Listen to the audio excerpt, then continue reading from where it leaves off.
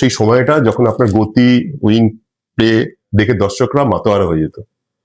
70-80 দশকের খেলা আর বর্তমান 2026, এই খেলার মধ্যে কোনো পরিবর্তন বা কিছু দেখেন আলাদা? দেখো, একটা ব্যাপার হচ্ছে 70-80 দশকে যে ফুটবলটা হতো, সেক্ষেত্রে খেলোয়াড়দের একটা ইন্ডিভিজুয়াল ব্রিলিয়েন্স দেখা যেত। এক একজন খেলোয়াড় এক এক কৃতিত্বে এক একটা ম্যাচ বার করতে পারত। অনেক নামী খেলোয়াড় সেই সময় ছিল যারা একাই একটা ম্যাচ বার করে দেওয়ার পক্ষে যথেষ্ট। এখন যে ফুটবলটা এসে গেছে সেটা একটা দলগত খেলা, তখনও দলগত খেলাই ছিল। সবাই মিলে না খেললে কি করে সাফল্য আসবে? ফুটবল তো একজনের খেলা নয়, 11 জনের খেলা। তখনকার ফুটবলটা কিছুটা তুমি বলতে পারো যে মস্তিষ্ক প্রসূত ফুটবল হতো।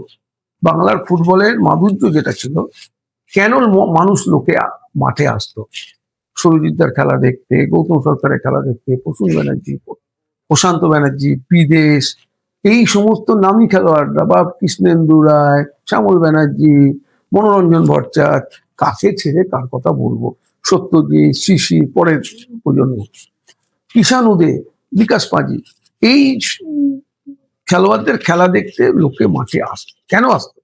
তাদের ব্যক্তিগত একটা করিশ্মা, তারা আকর্ষণ করতো মানুষ। আর আজকের ফুটবল, তুমি যেটা বলছো, আজকের ফুটবলটা অনেক ক্যালকুলেটিভ ফুটবল হয়েছে, অনেক সিস্টেমের পরিবর্তন হয়েছে। এখন একটা সিঙ্গেল স্ট্রাইকার নিয়ে খেলে। আমরা যখন খেলেছি তখন 4-2-4, 4 জন অ্যাটাকার থাকতো, 2 জন মিডফিল্ডার থাকতো, 4 জন ডিফেন্ডার থাকতো। ডিফেন্সের লোকটা একই আছে, ওপর থেকে লোক কমিয়ে মাঝমাঠটাকে এখন শক্ত করা হয় যাতে ওখান থেকে কোনো ফাঁক ফোকর তৈরি না হয়। কিন্তু প্রতিবার কি বিচ্ছুরণ ঘটেছে? ঘটেনি। গৌতম সরকার যে খেলাটা খেলতে পারতো, সমরেশ চৌধুরী যে খেলাটা খেলতে পারতো, বা প্রসূন ব্যানার্জি, গৌতম সরকার, মোহন সিং, কাকে ছেড়ে কার কথা বলবো, প্রশান্ত ব্যানার্জি, এই মাঝ মাঠের এই যে প্লেয়ারগুলো, সত্যজিৎ, সেই খেলোয়াড় কোথায়? সেইভাবে একা একা ম্যাচ বার করতে পারে না। আজকের ফুটবলটা আকর্ষণ এই জন্য আরো কমেছে। আরো একটা কথা, তখন সব বাঙালি খেলোয়াড় ছিল। এই বাঙালি খেলোয়াড়দের জন্য মাঠে মানুষ আসত, এবং বাঙালি খেলোয়াড়দের যে প্রতিভা ছিল সারা ভারতবর্ষে, তাই বাংলার ফুটবল তাপিয়ে বেড়াতো।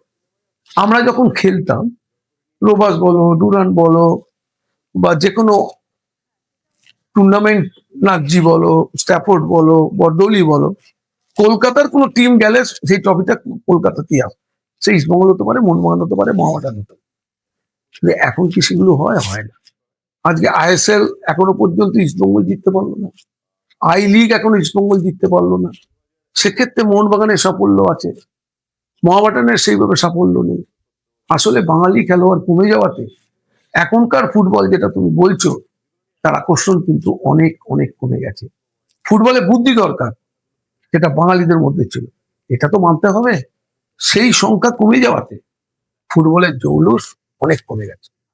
এই 70, এই 80 আর 90, এই সোনালী দিন, আর 2026-এ আপনি বললেন সেই সময় ভারতীয় দল, বাংলা দলে বাঙালি প্লেয়াররাও খেলতো, এবং সেখানে একটা গ্ল্যামার ছিল, এবং ভারত মানেই কলকাতার ফুটবল।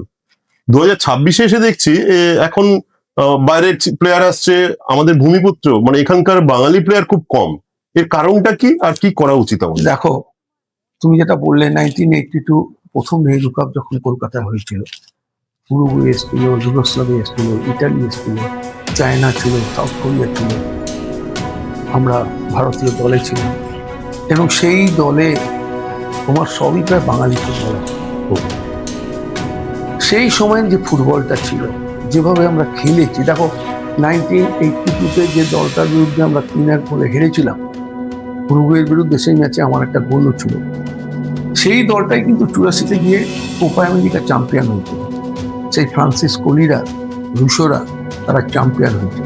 তার মানে তখন ভারতীয় ফুটবলের স্ট্যান্ডার্ডটা তুমি একবার ভেবে দেখো। আমরা লড়াই করেছিলাম কাদের সাথে? এমন একটা দলের সাথে যে দলটা কোপা আমেরিকা চ্যাম্পিয়ন হচ্ছে। স্ট্যান্ডার্ড অফ ফুটবলটা কোন জায়গায় ছিল? এবং বাঙালি খেলোয়াড় সব, বিদেশ, মানুষ, মিহির, বসুন্ধরা, প্রশান্ত, কমটন দত্ত, আমাদের দলে ভাস্কর রয়েছে, তাকে ছেড়ে কার কথা বলবো। এই যে এতগুলো বাঙালি খেলোয়াড়, অলোক মুখার্জি, তখনকার দিনে এই সমস্ত বাঙালি খেলোয়াড়দের দিয়েই বসুন্ধরা দল গঠন হতো। সেই জায়গা থেকে এখন সরে এসছে। 2026-এ বাঙালি খেলোয়াড় নেই, নিজের পক্ষে একজন দুজন খেলছে, তাও সেই ধারাবাহিকতা। সবচেয়ে বড় ব্যাপার, বাঙালি খেলোয়াড় যদি উঠে না আসে, ভারতীয় ফুটবলে যদি তাদের আধিক্য না বাড়ে, ভারতীয় ফুটবল এগোতে পারবে।